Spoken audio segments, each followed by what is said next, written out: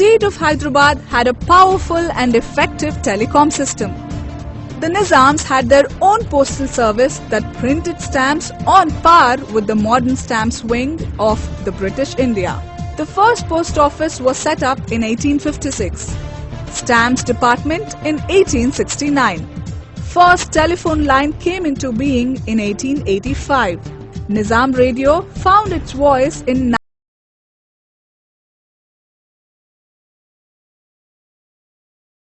and distributed 20,000 radio sets to the people.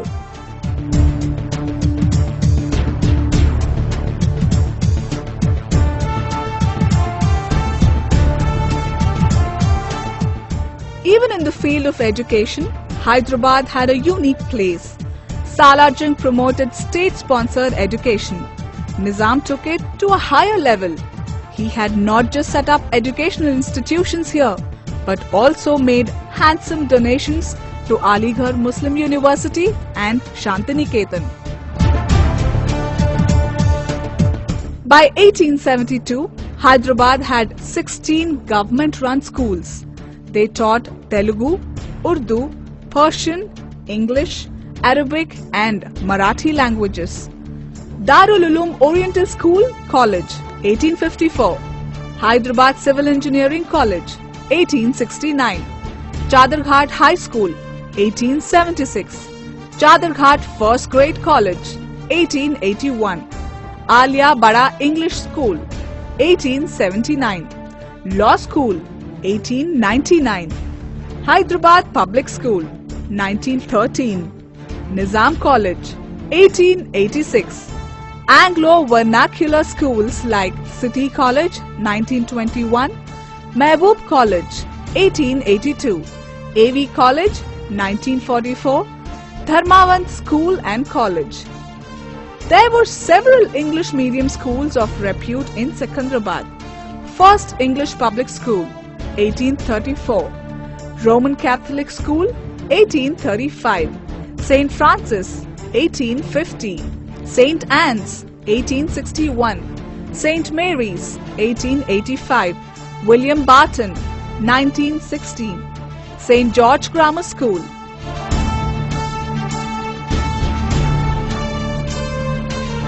Hyderabad was famed for its women's education. It was known as the city with most educated women. Pilgrami Girls' School, 1878. Nampalli Girls' School, 1890. Stanley Girls' School, 1895. Mehboobia Girls' School and College, 1907.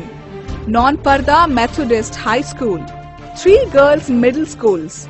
Janana School for girls.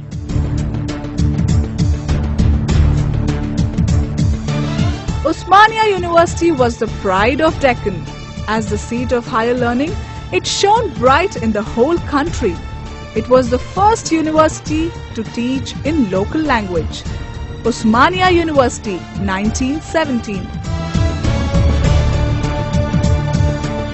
In addition, Adi Hindu leader and Hyderabad's own Ambedkar Bhagyareddy Verma had run over 30 schools for Dalits. The government in 1897 launched the scholarship scheme for the students intending to study in England. Sarojini Naidu, the Nightingale of India, studied in London thanks to Nizam's munificence.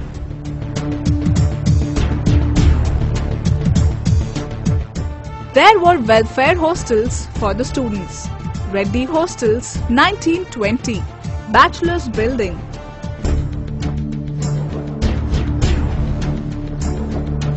City was known for its progressive women. It was the venue for cultural and intellectual endeavours. To Nilofer, the youngest daughter-in-law of the Nizam, goes the credit of setting up Hyderabad Women and Children Welfare Society. Andhra Yuvati Mandali, 1935, Lady Hyderabad Club. Hyderabad had a robust medical and health system that helped its people weather pestilences like plague and cholera. This city was the first to think of specialty hospitals. This was the medical capital of Asia.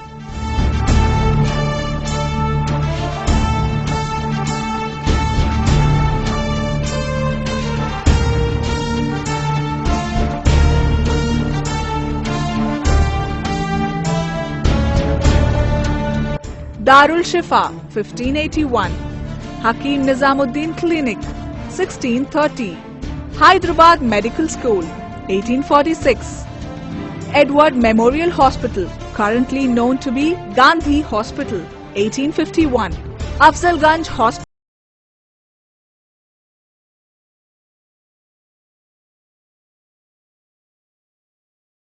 25, Usmania Medical College 1926, Victoria Janana and Children's Hospital, Residence Maternity Hospital, 2 TB hospitals, Quarantine Hospital, Nilofer Hospital 1953, Erragadda Mental Health Hospital 1897, Chest Hospital, ENT Hospital, scores of Ayurveda and Unani hospitals.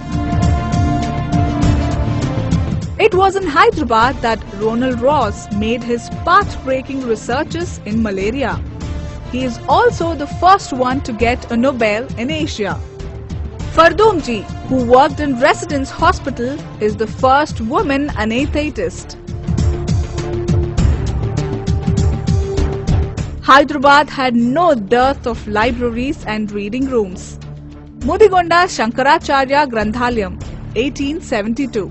Asafia Library, 1890. Gunavardhak Library, 1895.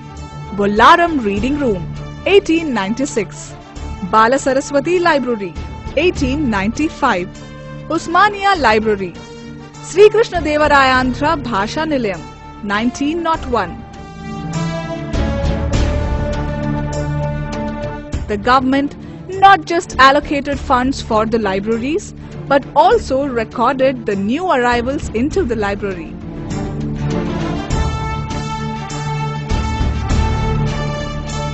At the dawn of the 20th century, Hyderabad had its own power supply system. Hyderabad was home to the first ever electricity board in South India. By 1910, Hyderabad was producing power on the banks of Hussain Sagar. By 1913, electrical bulbs shone bright in Hyderabad.